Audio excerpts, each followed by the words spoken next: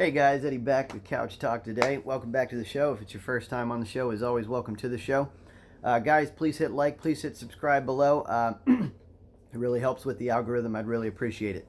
So today, we're going to do a quick video about gaslighting and political narratives that are in play, especially heading toward this November 8th midterm election. They have become increasingly more visible and more visible over the last couple of weeks. As we're ramping up to this big election. So gaslighting is one of those ways that, and I see it from both parties. They kind of use a lot of psychological mind tricks. It's like almost a Jedi mind trick to try to trick you into thinking what they want you to think. A lot of times, and I've noticed this lately, they'll do it by saying, this is what you already think. Like one of the classic gaslighting pieces that I hear from the Republican side all the time is, oh, the American people are fed up with the economy. They're fed up with inflation. They're fed up with this. They're fed up with that. I mean, now maybe they're right in many cases, but these are such broad topics and things that we would be fed up with no matter what the conditions are. It's almost like if you were to go see a psychic and the psychic just, is able to talk a really good game, and they use these broad sweeping generalizations that you're basically going to be like, I sense that you have it's a male relative in the family that's ill. I mean, like 95% of us are going to be like, oh yeah, I do have I guess my great granduncle on my mother's, it's just one of those things where if they say it like that, it's just going to fit. And a friend of mine mentioned, and I agree with him completely, it's just one of those things that they say to start getting your head nodding, and then all of a sudden, they move from that and spring to something that you might be more on the fence about, but you're already in that kind of agreeable mood. It's like trying to come at it from a point of common ground. It's a very common debate tactic. So that kind of gaslighting happens all the time. But let's talk about the specific political narratives for each side and the BS from each side going into this midterm election, because I think you're going to see a lot of this. And what I challenge people to do is anytime you hear anything, and I mean anything, even from a very trusted source, like even from somebody like your mother, your father, your pastor, what I challenge you to do is take a step back and think about the motives behind the statements, behind the facts that are being presented. Because in reality, almost at all times, there are good sides to both sides of the aisle, to both parties, to both the conservative and the liberal understanding of our political landscape. But each one of them is promoting an agenda, and it would be silly not to notice that, not to recognize it every time it has been demonstrated in the news. I'll give you some good examples. So on the Democrat side, for example, this is the way that they have tried to generate the narrative for the election coming up. They've tried to make it very heavily about abortion. And as we mentioned, this is kind of a moral situation, and I'll link my abortion video below. But they've tried to make it seem like everything is about that, and they were hoping that because Roe versus Wade was just overturned, that there would be a strong reactionary group especially within their typical demographic, and they were hoping that they could harness that reaction, that aversion to Roe versus Wade getting turned over, and turn it into votes for the midterm election. So make sure that, when you think about this, make sure that you're not being run by just a single item. Make sure it doesn't become a referendum, especially if you are doing it in a reactionary fashion, right? Another thing I'd mention is abortion is a very kind of narrow scenario. And, it's easy to try to conflate that with a larger picture, but in reality, abortion is just one thing on one type of law And in reality, right now, we're facing bigger threats. We're facing nuclear war. We're facing economic disasters of epic proportions.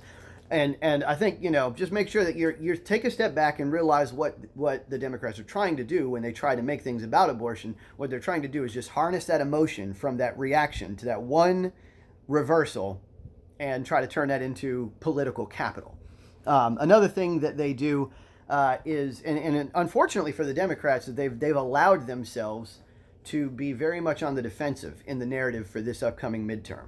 A lot of the complaints that the Republicans have laid forward, and usually they're able to do this because the Democrats control the House, the Senate, and the presidency right now. It's just one of those things where it's very easy to attack if things are going poorly when the incumbents are controlled by the opposite party. And so it places the Democrats on the defensive, which isn't really a fair position for them to be in.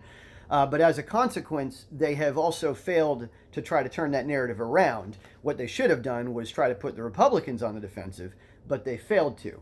And so now what they're doing is they're stuck reacting to everything. So like the Republicans will say, oh, there's the crime wave is coming, and the crime rates are very high, especially in the inner cities that are controlled largely by Democrat offices. And the Democrats are like, oh, well, yeah, I guess it is. But the Republicans don't have a plan either.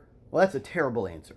They need to do better than that. As a strategy, as a political strategy, the Democrats can do so much better than that. I was actually very disappointed in the way that they addressed it. When the Republicans would bring forth the complaint, well, the economy is doing terribly and the inflation is horrible, the Democrats are like, oh, well, that's not all our fault. It's kind of a global phenomenon, and we need to change the subject. Nancy Pelosi said, we need to change the subject. Well, the truth is it never needed to have the subject changed. What it needed is someone to take accountability and then address those concerns. One thing that's missing in our political world today is somebody that can just accept responsibility and then address it. I would have so much more respect for the Democrats if they just said, you know what?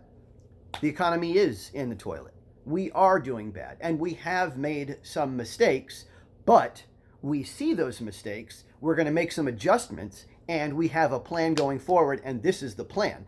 I would be 100% behind a domestic policy candidate who comes at me with accountability and a plan. I'd be down with that. But unfortunately, that's not what you see. What you see is they just deny, blame the other side. And this is for both sides, do this. Blame the other side. And then if they have a plan, that a lot of times they don't even share it. It's just more important to blame the other side and to smear them. And that's a shame. It really is. Another thing that you see both sides do is they always wage war against the extremes, right? So what do you hear Democrats saying right now? They're like, we got to worry about the insurrectionists. What a powerful word, right? We got to worry about those January 6th mega MAGA warriors.